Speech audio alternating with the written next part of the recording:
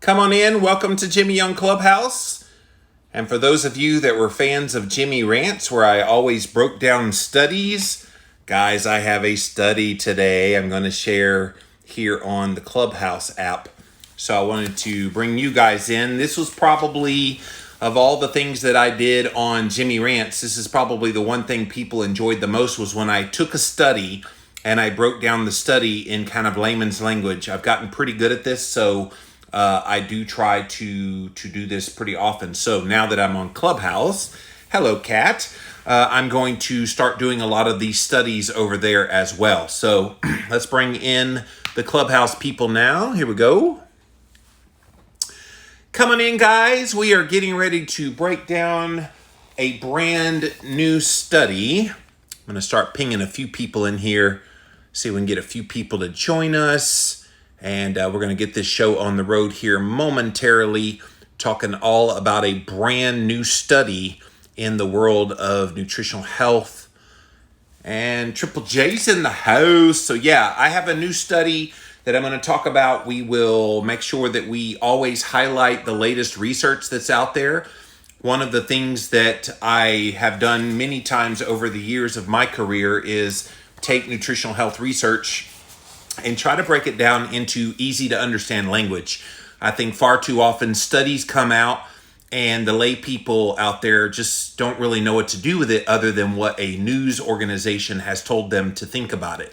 And sometimes they don't tell them the whole story. So what I like to do, you guys, is take a study and Jimmyfy the language a bit, kind of break it down, go over it, kind of translate in spots. And so that's what we're going to do here today. This is the first time I've ever done a study here on Clubhouse. So those of you that are new, hello. I used to do a show called Jimmy Rants, and I am simulcasting live from that old account. It's now called Jimmy on Clubhouse over on Instagram. And one of the biggest segments I always had on Jimmy Rants was when I would take a study and then break it down. So I have a wonderful new study, you guys, all about the ketogenic diet, its impact on cardiovascular health markers for people with type 2 diabetes. And it was a 2-year study. So when people tell you we don't have good research on ketogenic diets, especially for people with severe cases of insulin resistance like type 2 diabetes, I have one word for them: bull funky. We got some research out there, and I love to bring these kinds of things to you. So welcome in. I see lots of my friends in here. Thank you all for being here, and thank you to my new friends here on Clubhouse. This is Keto for the Soul. Click on that green box at the top. Looks like a little house just by the name of the show. And yeah, come on in, join, subscribe. I am a big fan of Keto for the Soul, and my bud Judith just showed up. What up, Judith? You're probably at work, aren't you? Oh, you are talking. Go. Hey. So thanks for being here. I'm sorry, one more time? I think she cut out, you guys, so I was trying to let her. Yeah, go, Judith. Sorry. I love it when people's signal is not that great. I had a guest on earlier. It was that way. Anyway, you roll with it. All right, so let's get into this study, you guys. Welcome. Definitely check out my bio. I do regular interviews and these kinds of things. And so anytime you want to see what my schedule is, it's all over the board. I try to weave in and out of where people have scheduled events so I don't compete with them. But click on my picture in the upper corner.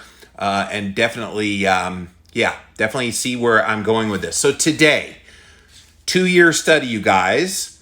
This was actually published, and I know it's a little bit hard to follow. Just stick with me a little bit. I will try to summarize as I go along. So if there's anything that doesn't make sense, definitely raise your hand along the way if you want to come up to the stage as I'm reading this. And at the end, we will kind of clarify anything that didn't make sense. But this was published in December of 2020 in a medical journal called Cardiovascular Diabetology. And the investigators might be some people that you recognize within the keto world. So if you're brand new to keto, you probably don't know these names, but those of you that have been longtime people in the keto space, you know people like Sarah Hallberg, Dr. Jeff Volek, Steve Finney, Ron Krause. These are big time names. So Virta Health, VIRTA, is the name of the organization they're from. And there's several other researchers on this paper, but those are the prominent names you would know. They have been trying to put good quality ketogenic research out there because one of the things that has plagued the low carb message, the ketogenic message, for as long as I've been around, for 17 years talking about this, where's the long-term studies? Where's the research? Well, now they have committed to doing the research. So this study, and you can Google the title of this study and find at least the abstract, but I believe this one is completely open access if you want to get it. Again, it's published December 2020, Cardiovascular Diabetology. Here's the title: Impact of a 2-year trial of nutritional ketosis on indices of cardiovascular disease risk in patients with type 2 diabetes. So, in papers like this, they always give you an abstract, which kind of gives you a summary of the study, and then they get into the details. So let's get into the abstract. The background: we had previously reported that in patients with type 2 diabetes, consumption of a very low carbohydrate diet capable of inducing nutritional ketosis over a period of 2 years of continuous care intervention resulted in improved body weight, glycemic control, multiple risk factors for cardiovascular disease, that's also known as CVD, with the exception of an increase in LDL cholesterol. In this study, we report the impact of this intervention on markers of risk for atherosclerotic cardiovascular disease, with a focus looking at the lipoprotein subfraction particle concentrations, as well as this thing called a CIMT, carotid artery intima media thickness. So let me translate a little bit. So in their original study, they looked at LDL-C. And if you've listened to me talk any length of time here on Clubhouse about cardiovascular risk markers and cholesterol, LDL-C is probably one of the least important ones, even though the medical establishment puts all their eggs in the basket on that one. So what they did in this study is they wanted to look at the breakdown of the LDL particles, which is a lot more indicative. So they're looking for, is it mostly a preponderance of large fluffy LDL, or is it small dense LDL? And it's the small dense that's truly bad for you. As far as the CIMT, it's basically an ultrasound of the carotid artery along your neck. So feel along both sides of your neck. That's your carotid artery. When those get blocked, or when those start to show signs of inflammation, that's going to be bad. So you look for that. And so they did that in this particular study. So what did they do? The analyses were performed in patients with type 2 diabetes. They went through 2 consecutive years of the study. There were 194 patients in the study. Lipoprotein subfraction particle concentrations measured using this technology called ion mobility. And then 2 years later, a CIMT was measured as well as at baseline and 2 years. So in other words, they're just telling you the things that they're tracking. The principal component analysis was also used to assess changes in independent clusters of lipoprotein particles. So what did they find? What are the results? At 2 years, the CCI, which was, again, the continuous care intervention, resulted, meaning on keto, in a 23% decrease in the small LDL particles. That's almost 1/4. So let's say they started, and I'm just going to throw an arbitrary number out there, that their small LDL-P was 1,000 at the beginning. That is a high LDL-P. If they were able to drop it by 23%, it's somewhere now in the like 760 range. That's pretty good, because small LDL-P can be difficult to lower. A 29% increase of large LDL, no change in the total particle concentration, or in this proxy of the LDL-P, it's called ApoB. So again, don't let these terms confuse you. It can be a little bit hard to follow just listening, but just stick with me. The change in the proportion of smaller and larger LDL was reflected by the reversal of the small LDL subclass phenotype B in a high proportion of these patients, which was 48% of them, and a shift in the principal component representing the atherogenic lipoprotein phenotype characteristics of type 2 diabetes from a major to a secondary component of total variance. So all of that gobbledygook basically says people with type 2 diabetes have a very high propensity for cardiovascular problems. And they found that most of them saw a pretty huge shift to the point that it was no longer an issue for them. Despite their type 2 diabetes, they were able to improve their cardiovascular risk. The CIMT also showed no change in either group. The increase in LDL-C in the control group the intervention group, was mainly attributed to larger cholesterol particles. So when a doctor tells you that you have high LDL, you should counter back. What kind? Is it small dense LDL or large fluffy LDL? The problem for them is the way they measure it on a standard lipid panel is they don't know what the size of your LDL particle is. Number one, you're going to piss them off because they'll be like, how do they know about subfractions of LDL particles? But you should always ask questions. So then the conclusion of this study, still reading from the abstract, consumption of a very low carbohydrate diet with nutritional ketosis for 2 years in patients with type 2 diabetes lowered their levels of small LDL particles commonly increased when you're a diabetic. And it's a marker for heightened CVD risk, cardiovascular disease. A corresponding increase in concentrations of larger LDL particles was responsible for higher levels of LDL-C. In other words, they had higher LDL-C, but it didn't matter because it was made up of the large fluffy kind of LDL, which is benign in your heart health. The lack of increase in total LDL particles, ApoB, the progression on the CIMT provides supporting evidence that this keto dietary intervention does not adversely affect the risk of cardiovascular disease. So there's the abstract, you guys. And if you just joined us, we are reading from a brand new study, you guys. Came out in December of 2020 in the journal Cardiovascular Diabetology. The title of the paper, Impact of a 2-year trial of nutritional ketosis on indices of cardiovascular disease risk in patients with type 2 diabetes. It's from Virta Health, VIRTA. A lot of the researchers in the keto world like Steve Finney, Jeff Follick, Sarah Hallberg, Ron Krauss, big time names out there in this space. And they're trying to prove that nutritional ketosis is not harming heart health. So we're going to reset the room and then we'll get into the background and the rest of the paper. You are at the Keto for the Soul room. Thank you guys so much for being here today. And definitely click on that green house at the top there and subscribe, join, and click on my picture as well so you can subscribe and see all of the upcoming interviews. I'm doing a lot of interviews and different topics like this, reading from a study. You'll notice at the top as well, there's a red dot and an REC. I am recording these. I am live right now over on the Jimmy on Clubhouse Instagram page. You could definitely follow me there, but most importantly, it's recording this information. So whenever I lead a room and I have the red dot with the REC, you can watch the replay on IGTV over at Jimmy on Clubhouse, or I put it up on YouTube. If you just type in a keyword Jimmy on Clubhouse over on YouTube, you'll also find all these shows. Nobody that I know of is doing this, so I like to innovate when it comes to distributing content. All right, let's get back to the study, you guys. Thanks for being here.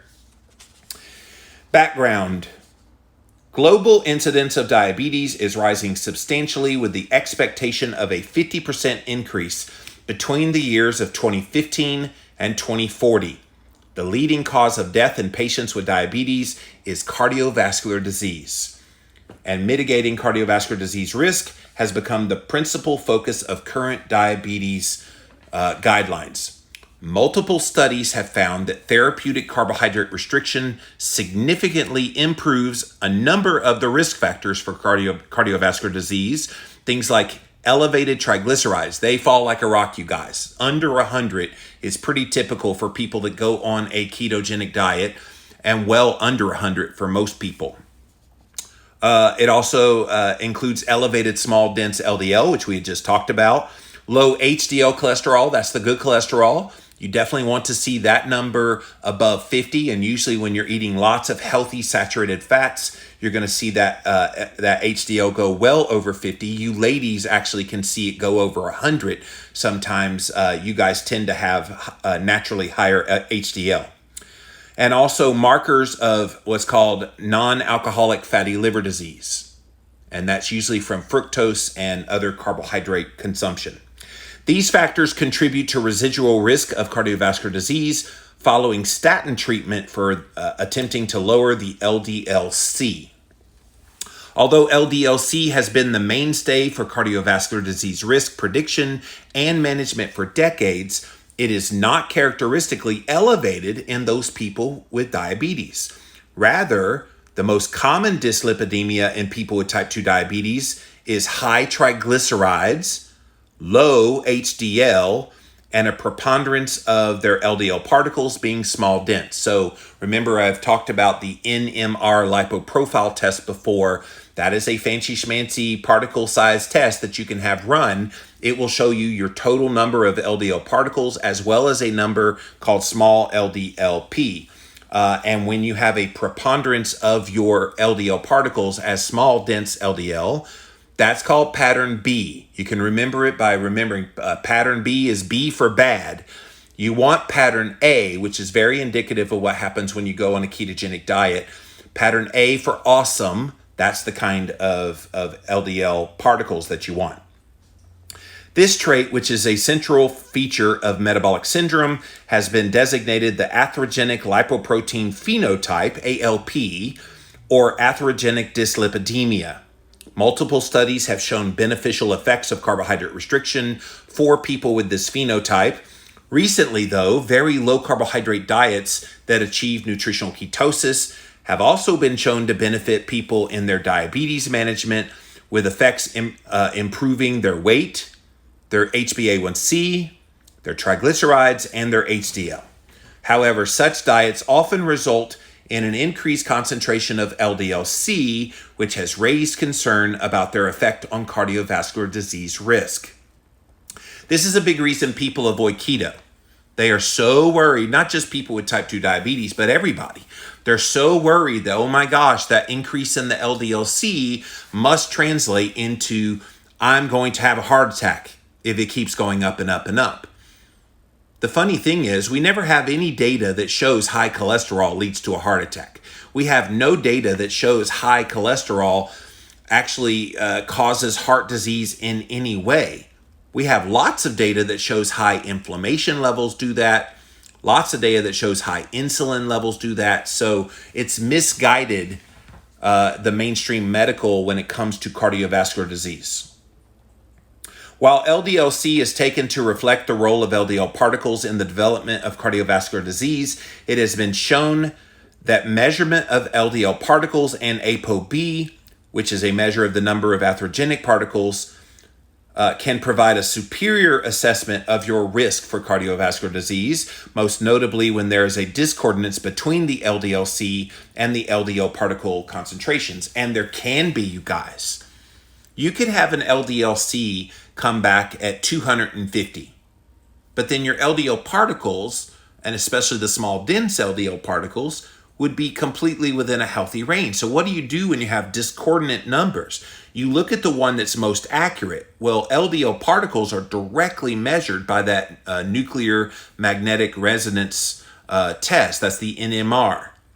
So I trust that one a whole lot more than I do LDL-C, which is only a calculated number. Don't forget that on your standard lipid panel, they directly measure HDL, they directly measure VLDL, they directly measure triglycerides, but they don't directly measure LDL. Why they don't, I have no idea.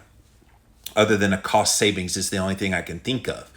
But they put the all the numbers except for LDL through this equation called the Friedewald equation, and out pops this number for your LDL, and it's only estimated. And the problem is when you eat a ketogenic diet and you see your triglycerides go below 100 and you see your HDL go over 50, as predictably happens in just about everybody that does this and does this well, it's going to miscalculate that LDL-C. So that explains why when you run the particle size test, you may see a far different result than what you're seeing on a standard lipid panel. So I'm going to trust the particle size test over standard lipid panel in that case. This discrepancy is commonly due to increased levels of small dense LDL cholesterol depleted particles, which is the case of what happens for people with type 2 diabetes experiencing dyslipidemia. There is increasing evidence that levels of small dense LDL are predictive of cardiovascular disease incidence independent of the LDL. Did you hear that? We always talk about LDL being the bad cholesterol. And I suppose that's true, but you got to ask which one. Is it LDL-C or is it small LDL-C? And they're arguing in this paper, it's the small LDL-C that is truly the bad LDL cholesterol. Whereas in the general levels of large LDL show weak or absent association with this CVD risk. So if you have the large fluffy kind, which again is that pattern A, pattern awesome, remember that, pattern awesome, you're going to have those large fluffy kind. They're not going to harm you. Think about it. The bigger an object is, can it fit into a small hole? No. So think of what the large fluffy LDL are trying to do. They're trying to penetrate your arterial wall and cause problems. Well, it can't do that because they're so big. So the small dense, though, are smaller than the hole in your arterial wall, and that's how they get behind the arterial wall, start causing inflammation, and then that brings cholesterol to the scene of the fire where the inflammation is happening, and that's how you, quote, clog your arteries. This all make sense? The properties of small LDL that may underlie this risk include increased circulation time due to decreased receptor-mediated uptake, increased vascular wall binding, increased susceptibility to oxidation, and glycation. That's just a bunch of fancy schmancy words of damage is happening.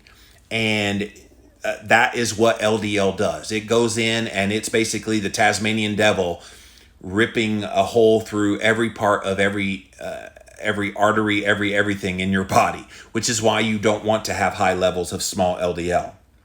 Assessment of other lipoprotein particle subclasses, including those within the VLDL and HDL, have provided the ability to further assess this as well. We previously reported that 2 years of treatment with a continuous care intervention produced significant improvements in patients' weight, blood glucose, A1C, liver function, inflammatory markers with no adverse effects on their kidneys. Participants in this continuous care intervention had a 0.9 mean absolute reduction in their A1C. So if they started at, say, 6.5 and they went down 0.9, on average went down on 0.9. So 6.5 went down 0.9, they're now 5.6. That's pretty good. Absolute reduction in A1C and a 10% average weight loss at 2 years. So if they started at 300 pounds, they're down 30 pounds.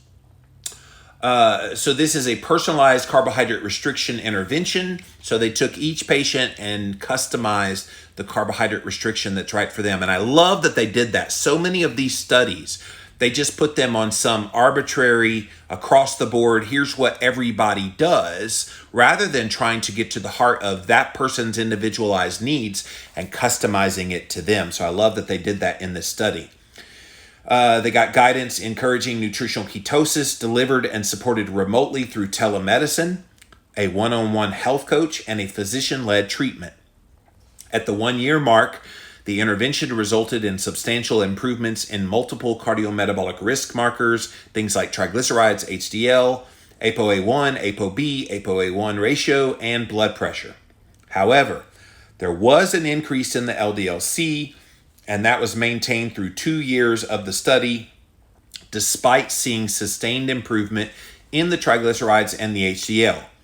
To further characterize changes in LDL and other lipoproteins at 1 and 2 years, we utilize the technique of ion mobility, which directly measures concentrations of lipoprotein particle subclasses. So that's what they used instead of an NMR. They used this ion mobility. It does the same thing. You're looking for particle changes, particle size changes, particle number changes, and that's what they did. The primary aims were to investigate the effect of the intervention on lipoprotein subfractions, and they also did the CIMT. So again, the CIMT is pretty cool. It's just basically a little ultrasound that they run along your neck. So feel down below your jawline on both sides of your neck, and that's where the carotid artery is, and they do that intima thickness test using an ultrasound. So those were the primary aims of the study. The secondary aims included investigating the effect of this intervention on type 2 diabetes and its effect on dyslipidemia and atherogenesis, using both principal component analysis and assessment of LDL subclasses, which we talked about, the little particles. And then the second one, among the people in the keto group, compared the 2-year changes of lipoprotein subclasses and CIMT between individuals in the highest and lowest quartiles, looking at their LDL-C or their ApoB responses. Other aims included assessing potential relationships between adiposity, so that's stored body fat on the body, and beta-hydroxybutyrate levels, so that's their level of blood ketones, with their changes in lipids, lipoproteins, and LDL phenotype. So if you're just joining us, I am reading from a brand new study, just came out December of 2020, and it was published in the journal Cardiovascular Diabetology. The name of the study, you could definitely Google this if you want to go look it up. It is an open access. Anytime you see open access on a study, it means they put the whole study online for you to be able to afford to read. Most of them on PubMed and other places, they're behind a firewall. I usually have to ask a medical doctor friend of mine to print out some studies for me, and I will be doing that for you here at Keto for the Soul. But go check it out. Impact of a 2-year trial of nutritional ketosis on indices of cardiovascular disease risk in patients with type 2 diabetes. You are in the Keto for the Soul room. Click on the greenhouse at the top, subscribe, definitely click on my picture. You will see all my upcoming interviews, and whenever I address a study, I also put the schedule there in my bio. All right, let's get back to the study. Materials and methods is what's next. We're going to look at the study design and what the intervention is. The data analyzed for this study are measurements of cardiovascular risk markers obtained at baseline and after 1 and 2 years of follow-up. This is an open-label, non-randomized controlled trial of the effects of carbohydrate restriction, including nutritional ketosis, conducted in a cohort of patients with type 2 diabetes. In other words, that's the only kind of patient they wanted for this study. We want to look at what happens in people with type 2 diabetes. The study design, comprehensive details of the study intervention, and major exclusion criteria have been previously published in other studies. Briefly, the trial recruited participants, had an established diagnosis of type 2 diabetes. They had a BMI of greater than 25, who self-selected to go into either the keto group or the control group, which is the usual care. All of the study participants were informed and consented to participate. The patients in the keto group received nutritional advice on carbohydrate restriction to achieve and sustain nutritional ketosis. I love when they don't just assume the patient knows how to do it. They gave them help, and they had a health coach that was right there for them, and they had telemedicine with various doctors that helped them along the way. They were initially advised to consume under 30 grams of total carbohydrates, approximately 1.5 grams of protein per kilogram reference body weight, and fat to satiety each day. Beta-hydroxybutyrate, BHB, is the blood ketone marker. That was used to see how well they were carbohydrate restricting. And they were looking for BHB to be above 0.5 millimole. So if you're trying to test blood ketones, the starting point for nutritional levels of, or therapeutic levels of nutritional ketosis is 0.5. Over time, BHB and dietary intake targets were modified according to the patient's health needs, goals, and values.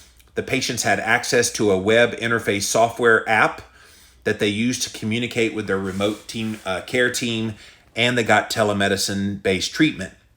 The app was used to upload several biomarkers for monitoring adherence to nutritional ketosis and other health-related progress, things like body weight, blood glucose, and their blood ketone levels.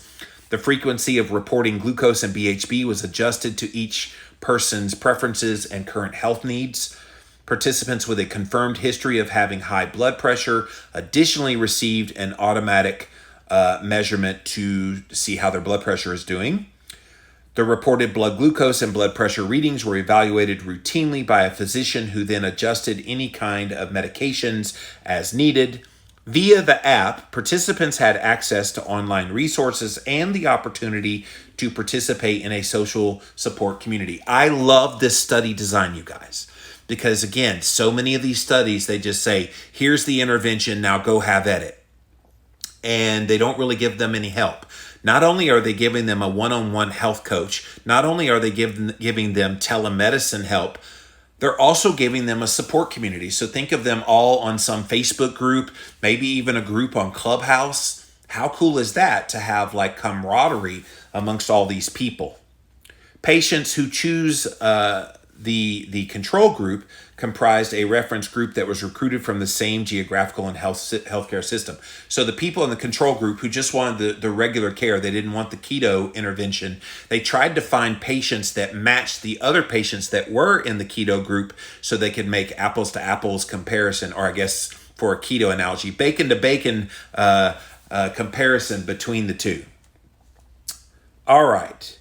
So what the control group did, by the way, is the nutritional and lifestyle advice recommended by the American Diabetes Association. This is the standard low-fat, high-grain, shoot insulin, da-da-da.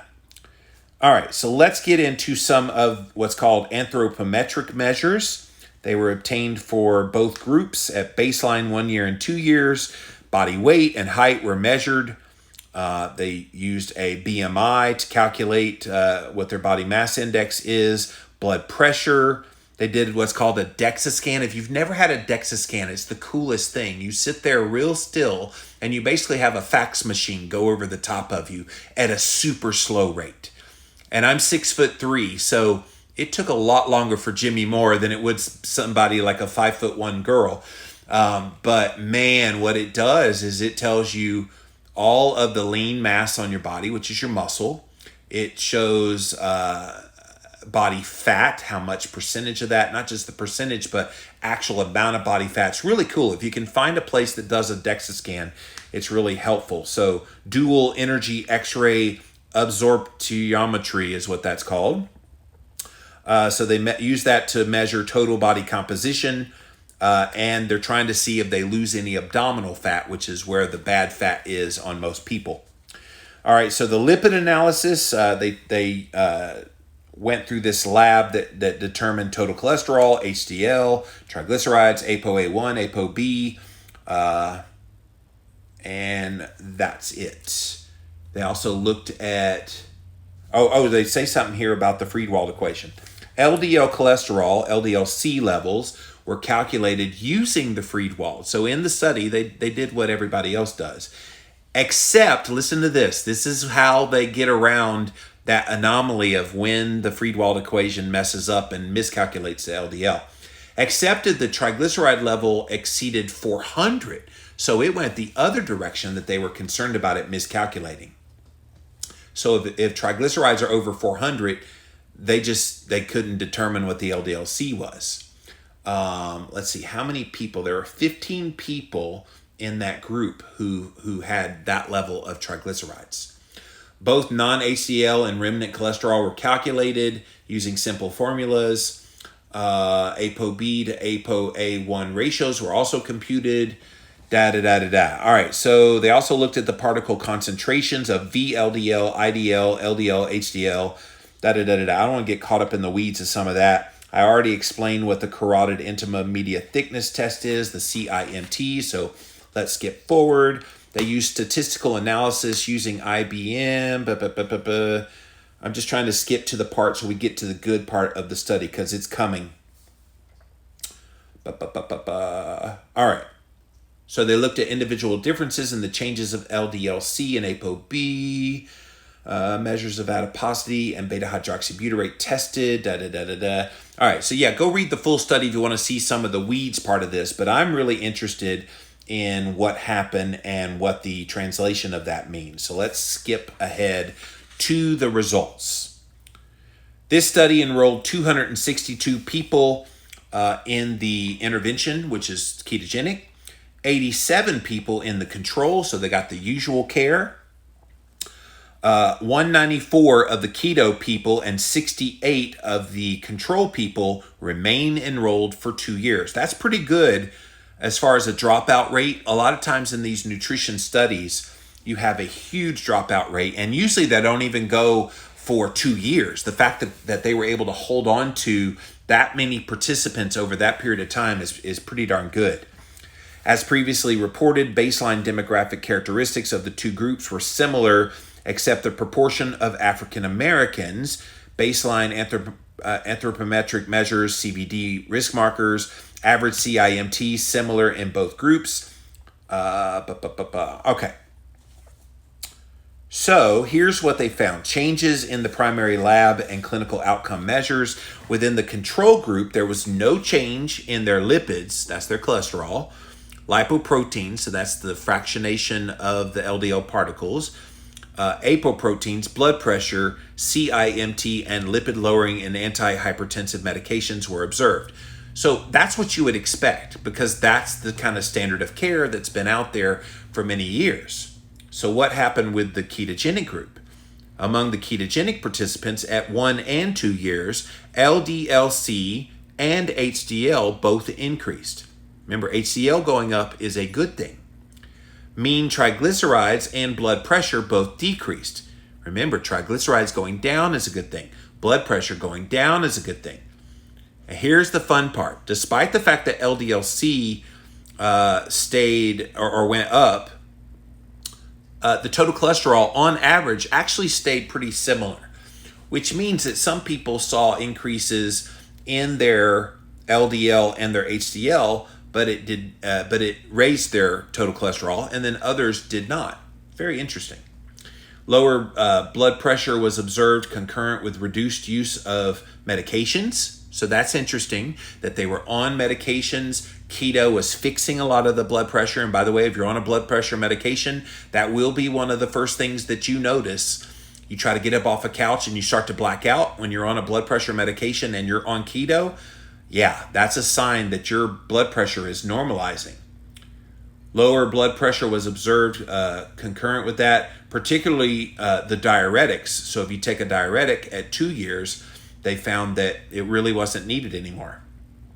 The use of statin medication was unchanged at 2 years, but the use of other lipid-lowering medications, things like bile acids, sequestrants, fibrates, niacin, omega-3 fatty acids, all decreased from the baseline. Remnant cholesterol decreased as well at both 1 and 2 years. Let me skip on down a little bit so we don't get caught up in the weeds. Principal component analysis was performed on the baseline and 2-year data separately in both groups. At baseline for the keto group, 3 major principal components were extracted, and they found that the small LDL number went down, large fluffy went up, which again is all predictable based on previous research that we have seen. From the 2-year data in the keto group, 4 principal components were extracted from an 82.7, That's a little bit confusing. I'm going to skip that for now. All right, so let's get to the changes in the lipoprotein subfractions and the CIMT. All right, so the keto participants in the quartiles of greatest decrease and increase in LDL-C and ApoB from baseline to 2 years were categorized into hypo and hyper responder groups. And so they wanted to see, why did some people have higher levels of LDL-C and yet had pretty good levels of the particle LDL? And so they just found that it was part of that miscalculation that we talked about earlier. All right, skipping ahead. More frequent reporting of nutritional ketosis over 2 years was associated with greater increases. Listen to this. Every time they found patients showing beta-hydroxybutyrate in the blood, they found the following things happened. Increased HDL, increased IDL2, LDL1, and greater decreases in triglycerides and the mid-zone particle fraction. So LDL particles, we categorize them mostly large and mostly small, but there are about 8 categories of sizes. And so even the mid-size particle fraction number goes down as well. Additionally, there was significant association between more frequent reporting of nutritional ketosis with the LDL phenotype B to A conversion. So remember, that's the bad, pattern B, and you shift it over to pattern A. All of these things are predictable, but yet again, we have a 2-year study that shows it. All right, so let's get to the discussion part. We're almost at the end, you guys. Here we present analyses of changes in the cardiovascular risk markers in patients with type 2 diabetes. We demonstrated that compared with usual care, a very low carbohydrate diet reduced levels of small, dense LDL particles, increased the concentrations of large LDL with no significant change in the total LDL particles in ApoB. Notably, the significant increase in LDL-C in the keto group was primarily attributed to the increase in the larger cholesterol-enriched LDL particles. This is consistent with the finding that among the LDL subfractions, only large LDL and medium-sized LDL, but not small particles, were significantly greater at 2 years in those upper versus lower quartile. So in other words, they found what they were looking for. You have a higher LDL-C because you have more of the large fluffy LDL in your body, which is benign. It's not going to harm you. Stop fearing that kind of cholesterol. It's the small dense LDL, which it's going to harm you almost invariably. Here's another little nugget about LDL particles. So they tell us to eat vegetable oils. Okay? Do you know what that vegetable oils will lower your LDL-C? Did you hear about that? That, have vegetable oils and it will lower your cholesterol. And they put that prominently on a lot of the bottles of this vegetable oils that you see in grocery stores. Well, what it does lower LDL cholesterol, but it does it at the expense of your large fluffy kind of LDL. So what you want to do is have lots of LDL, large fluffy LDL.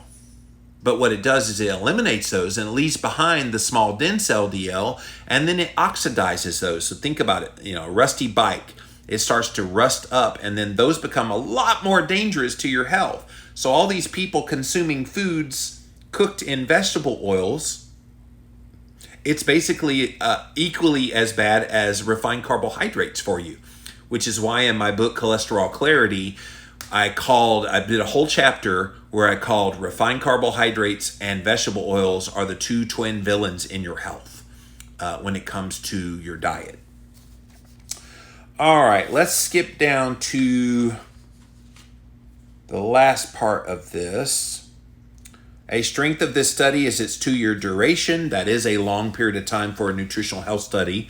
The longest to evaluate lipoprotein changes in response to a low-carb ketogenic diet, while free-living ad libitum food consumption among participants who self-selected their intervention enhances the generalization of the study by mimicking patient choice and lifestyle intervention with diabetes management.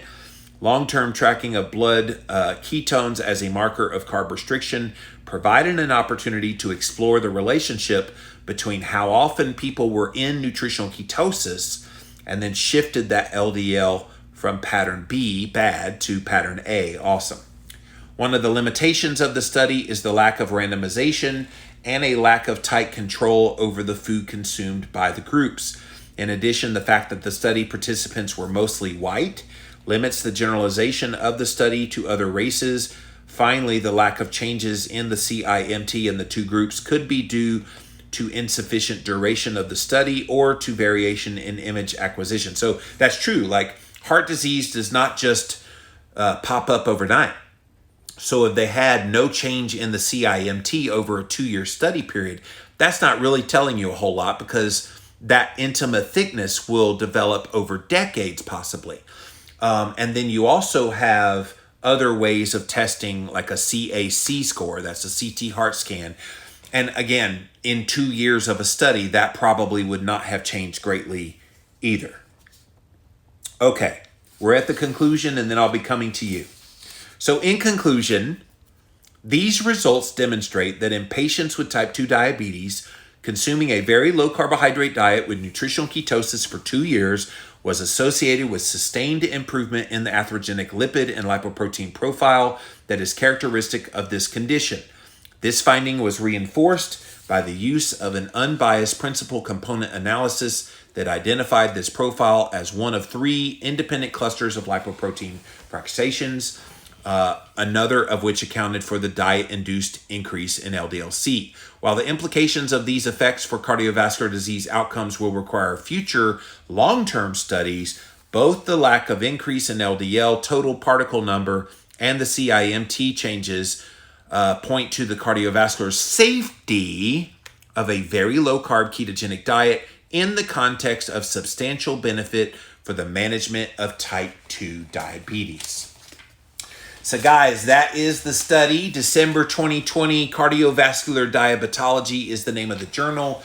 The title of it, Impact of a 2-Year Trial of Nutritional Ketosis on Indices of Cardiovascular Disease Risk in Patients with Type 2 Diabetes, Verta Health, Steve Finney, Jeff Volek, Sarah Hallberg, Ron Krause, and many others.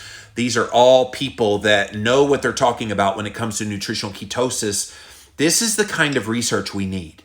And as wonderful as this study is, did you even kind of sense in the tone of the conclusion and in the discussion that there's still a lot of people that they're still skeptical? You know, we could present this kind of evidence pretty easily, and it's out there. And I've seen it over my career, 17 years. I've been watching all the carbohydrate restriction data come out, and there's still this like skepticism. It's almost like, what's it going to take? You know, is it going to take those of us living this lifestyle in the real world? But then the scientists and the researchers, they're like, well, we need the evidence. Well, the evidence is what we're doing here at Keto for the Soul. We are the evidence. We are proving that this is healthy. I've been at this for 17 years. There's plenty of people that have been at it much longer. We need this kind of research, and I'm really glad to see that this is out there. So raise your hand. I see Travis came up on the stage. Raise your hand if you want to join in on this conversation about this study. Give me your thoughts, especially you practitioners in the nutritional health world. Come on up and let us know what you think. I am going to reset the room, Travis, and then I'll have you talk. So this is Keto for the Soul. Click on the little green house at the top of the page, and you can subscribe to this room. Definitely click on my picture up in the upper left-hand corner, and you can see all of the upcoming interviews. And whenever I do a study breakdown, like I did today, you'll be able to see what I talk about. So Travis, you're up, buddy. Hey, Jimmy. Thanks for walking us through that. Yeah, man. So I have been running a Reddit subreddit called Keto Science for the past 3 or 4 years. Yes, I'm aware of your work. I just wanted to talk about that and all these the study that you talked about. We posted like 10 studies maybe every day, all related to insulin resistance and other various aspects of ketogenic diets. Yep. I just I like trying to keep that subreddit up to date as often as possible. Yeah. And you're doing a good job. And I'm also on that same, you may not know that you do, Travis, but a lot of people watching and listening right now, you may not know that there are a bunch of us in the kind of keto space leadership. We all talk to each other through this little group. And I remember when you popped in a few weeks ago and it's like, hey guys, I got this Reddit page and I went and checked you out. Yeah, you're doing really good work, Travis. Thank you. Yeah, man. I've been building like other subreddits for other like various keto diseases that keto helps cure, like keto for diabetes or keto for gout. It's been pretty great because Reddit makes it really easy to like spin up a new community dedicated to a specific topic. Yeah, there used to be a Wikipedia page for science behind ketogenic diets or research for ketogenic diets, but I think it got taken down when Wikipedia got a little too political, so they didn't like some of the good information being on there. Yeah, and the nice thing about Reddit is they have their own wiki system. Right. So we've built our own versions. Right. But the wikis are just manual work to keep updated, and the subreddit acts as like a public database. That's right. That everyone is able to post to. You can all make accounts. You can come. You can post whatever you want. You can ask questions. So that's everything is flared out, so it's like all organized by different topics. Yes. And you can search it all, and yeah, it's all dedicated to improving the discourse, right? So yes. I want more doctors to come and join and post their own stories, post their own, Damascene moments, as Tim Noakes calls it. Yes. Well, and talk about the science, especially, And absolutely. We have a few doctors in there. One's named Ketosis MD, and he's always discussing awesome points. And I like just posting studies because I learn from it. Like I read the comments, even if I can't understand the TLDR, yes. explain it like I'm fives. I post it. I'm working right now. I don't have time to read studies all day, but I can spend 25 seconds posting a link and then have a bunch of other people read it and help me understand it. Yes, dude, that's been my career. I go, okay, explain some of this terminology to me. I contact some of the same medical professionals, and I'm like, all right, kind of give me the layman's thing. And of course, I've done this a little while. I can kind of put it into language that hopefully makes it understandable. Do you think I did that with this study today? Yeah, I think so. Okay, good. I mean, it's hard to translate complex studies. It's definitely hard, yeah, and I've always had these struggles. Like sometimes graphs really do. Oh yeah. Other things. There were a bunch of graphs in this study. I just skipped them because it would be too much to try to explain. Yeah, I know, but then again, it's like talking about like numbers. It's like hard to bring into the real world. That's right. Sometimes, like I read so many anecdotes of all sorts of different people and diets and diseases every day. Right. And I'm subscribed, I really use Reddit as like my research base to keep track of different anecdotes. Yeah. So because I know about the carnivore diet and I think it can help different diseases, I'm always aware of when people are posting about that stuff. Yes. But I'm also comparing carnivore to other diets. Absolutely. To see what's objectively best. So guys, go to Reddit, check out Keto Science. That is that your page, Travis? Yeah. I mean, I'm one of the mods, but I've really overhauled it in the last couple of years. Yeah. You did a good job. I looked at it several weeks ago and I was like, whoa. So yeah, between you and I've got a couple of people that send me new studies. Definitely keep me in mind if you see one that's really juicy, good, bad, or in between. This was a very good study for keto, Jimmy, but the way that Reddit works is you have it on your phone and you right. check it every morning, and the subreddit updates with the latest new posts, right? It's like a forum. Yeah, but you're talking about the blast. I'm talking about if you see one that you go, whoa, this one is game changer. Yeah. Send me some of those. What I'm saying is we upvote the most interesting posts. I got you. So they rise in the subreddit. I got you. So Perfect. Travis, thank you for your work on that, and thanks for coming on the show today. Appreciate you being here. We're going to move on to Anna next. Well, Jimmy, thank you for bringing me to the stage. I admire you a lot, and I wish I could have been here for this whole thing, but I'm a co-host with Jen Unwin at the same time yes. for her Fork in the Road group, and her husband, of course, reverses diabetes.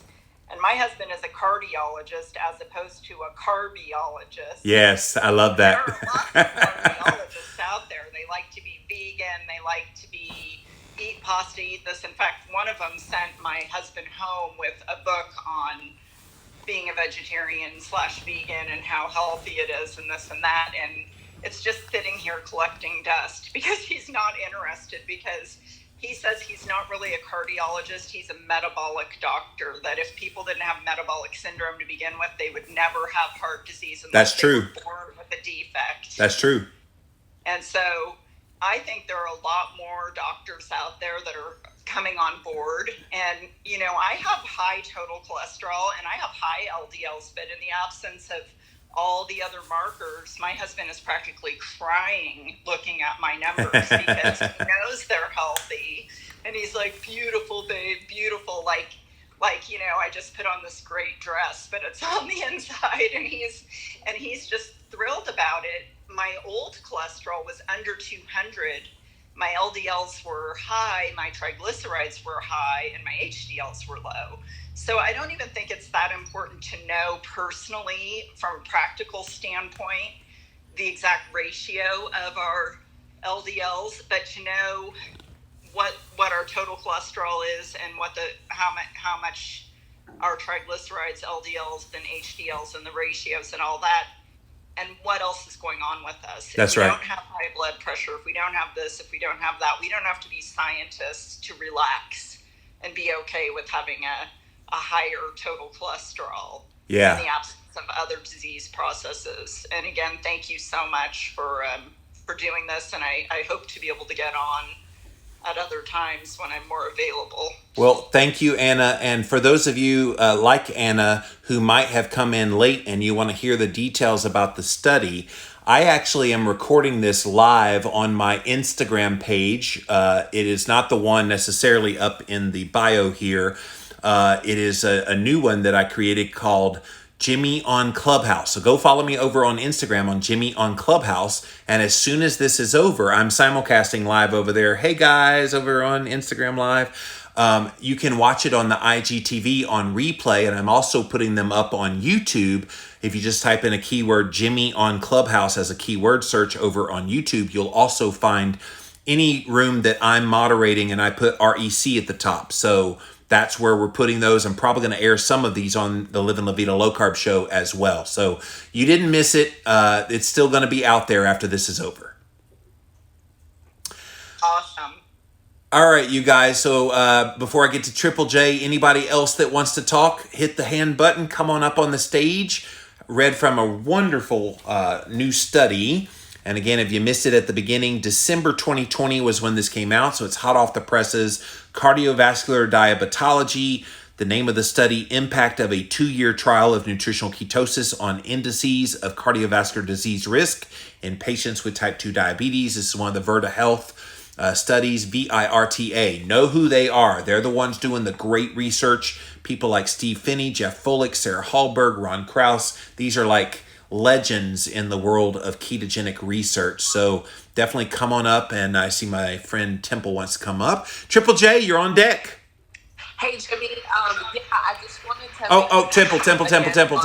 Temple. Triple J, you're next. Hey, what's going on, my man? You doing all right? Yeah, man, what's up? This afternoon? Yeah, man. Hey, I just want to thank you, buddy, with this study.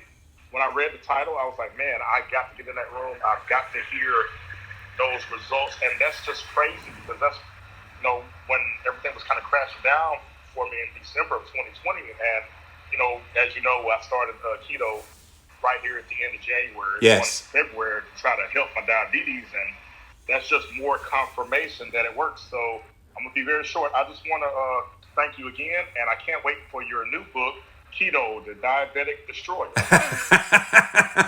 I should write Diabetes Clarity someday, though. That's a good idea. You better, and I want a signed copy of that.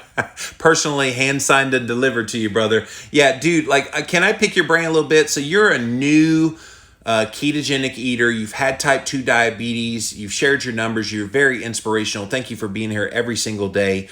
I think these kinds of studies are exactly what people like yourself need to hear. Because that's probably even now one of the fears you have is, what am I doing to my ticker? I want to be around. I got too much to live for. And so you're kind of in that trepidation of, I'm feeling better, I'm losing weight, but am I hurting myself? And trust me, we all went through that when we first went low carb keto. For me, 17 years ago, and it was just I'm like, but I don't want to live this way anymore. I want to feel good for the first time in my life. And at some point, there's going to be this crossover, Triple J. And I don't know if you're there yet mentally, but there's going to be a crossover where you go, you know what? The benefit outweighs any potential harm that could be coming my way. Right. Yes, sir. I'm getting there. I'm about there, though. Yes, sir. Yeah, keep at it. Really inspirational. I appreciate you every day, man. All right, Temple, sorry to cut you off, but Triple J was ahead of you. Go ahead, Temple. No, I'm sorry, Triple J. I didn't mean to speak over you or try to butt you in the line here.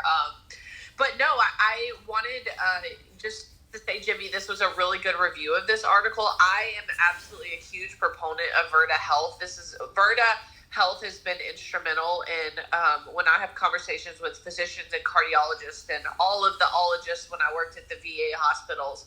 I would pull Virta and use a lot of Virta stuff.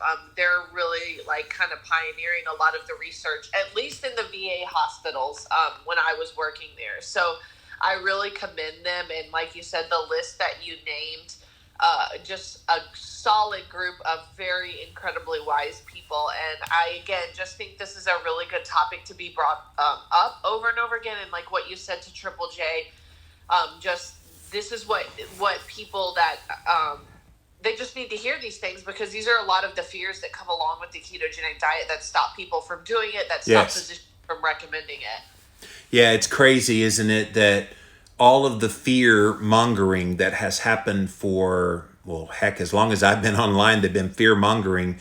It really isn't bearing out in the science. And so where did the fear mongering come from? They just made this stuff up, you guys. And so when these studies like this keep coming out and they keep verifying what we already know, it just should give you all the more confidence that eating keto is the right way to eat for you. 100%. And what I love about these studies too is they're not sponsored by Kellogg's and Coca-Cola, and so just quality research giving us hard, truth that I really appreciate. So thank you for bringing this to light, Jimmy. Thank you, Temple. And yeah, at the end, I'm looking at the end, the study was funded by Virta Health Corporation. So literally, they funded it themselves. And these things aren't cheap. Can I tell you, a 2-year keto study, even in the setting that they did it in, if it was a metabolic ward study, it would have been tens of millions of dollars. But this one had to be several millions of dollars to do a study like this. So we need to be thankful that there are companies out there like this and support them. So yeah, guys, go look up Virta Health. Been doing really good research. And I remember I spoke in front of Dr. Hallberg and her patient population. She invited me to her to speak before her group of patients in Indiana. And she had them fired up. She's a firecracker and a half in front of her patients. And you could tell she did it for the love of the patients. And she lives and breathes this stuff. She's going through a cancer scare right now. But man, what an inspiration that she got all of these low-carb researchers to come together and to start really looking heavily at what are the cardiometabolic effects of a ketogenic diet. Okay, you guys, if there's nobody else that wants to engage in this topic, I guess we will close this room. Thank you so much for checking out this 2-year keto study all about improving heart health markers for people with type 2 diabetes. Go check out the Keto for the Soul room by clicking on the green box at the top. Subscribe, definitely hang out all day. I feel like this has been my life lately, is just hanging out on Keto for the Soul.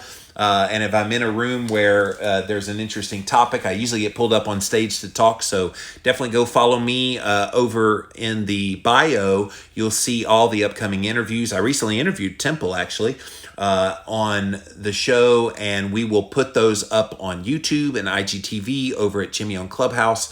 But thank you guys for being here today. It's always a pleasure educating, encouraging, and inspiring. And we'll see you around the Clubhouse.